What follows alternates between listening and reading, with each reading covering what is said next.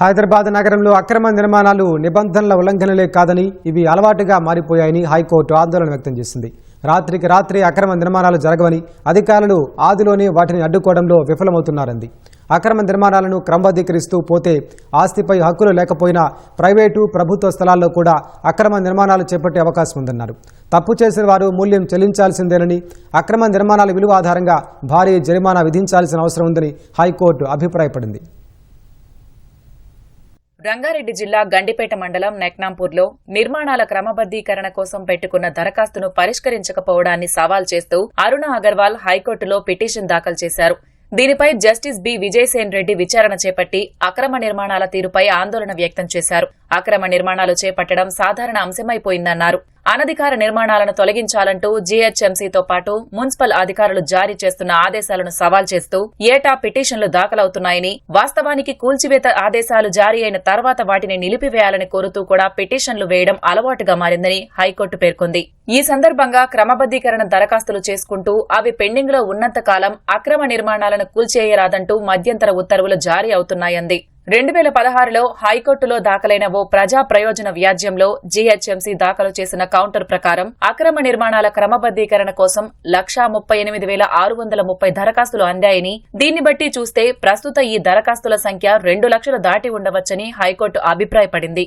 GHMC చట్టంలోని section 455, 455A కింద నిర్మాణాలను క్రమబద్దీకరిస్తూ ప్రభుత్వం జారీ చేసిన ఒక్క ఉత్తర్వుతో 100 నుంచి 30 చదరపు గజాల స్థలం కలిగిన వారు నిర్మాణాల క్రమబద్దీకరణ కోసం కోర్టును ఆశ్రయిస్తున్నారని హైకోర్టు పేర్కొంది. నిబంధనల ప్రకారం 2 అంతస్తులు మాత్రమే అనుమతి ఉండగా 3 నుంచి 5 అంతస్తులు నిర్మించి క్రమబద్దీకరణకు దరఖాస్తు చేసుకుంటున్నారని హైకోర్టు తెలిపింది. జోనల్ నిబంధనల ప్రకారం అనుమతి ఇవ్వడానికి అవకాశం ఉన్నప్పుడు మాత్రమే క్రమబద్దీకరణ ప్రక్రియకు వీలవుతుందని, దీని ప్రకారం 1-2 అంతస్తుల వరకు క్రమబద్దీకరించవచ్చని, అంతేగాని 4-5 అంతస్తులను క్రమబద్దీకరణ ఆమోదయోగ్యం కాదని న్యాయమూర్తి పేర్కొన్నారు.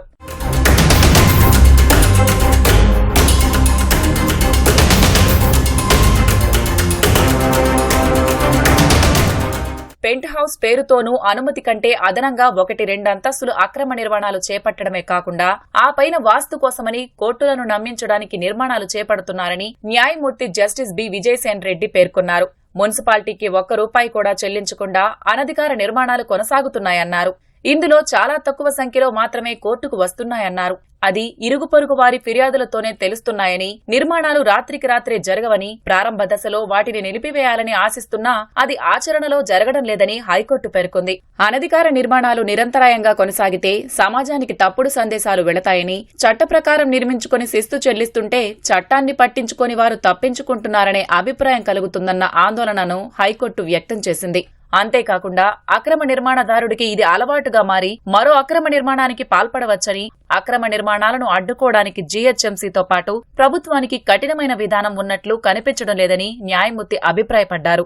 రాజకీయ మద్దతు కారణంగా అనధికారిక నిర్మాణాలను నియంత్రించకపోవడంతో పాటు క్రమబద్దీకరణ పేరుతో అక్రమ నిర్మాణాలను అనుమతిస్తే మరో ప్రమాదానికి దారితీయొచ్చని, ఆస్తి హక్కులు లేకపోయినా ప్రభుత్వ ఆస్తిని ఆక్రమించి అనధికారిక నిర్మాణాలు చేపట్టే ప్రమాదం ఉందన్నారు.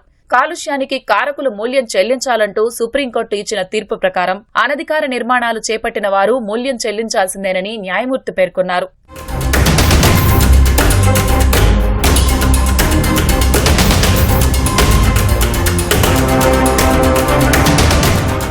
అక్రమ నిర్మాణాలపై భారీగా జరిమానా విధించకపోతే ఇది అవకాశంగా మారుతుందన్నారు. ప్రస్తుత కేసులో పిటిషనర్ 8 నుంచి 10,000 చదరపు అడుగులు అక్రమ నిర్మాణం చేపట్టారని, దీని విలువ సుమారు 3-4 కోట్లకు తక్కువ కాదని హైకోర్టు అంచనా వేసింది.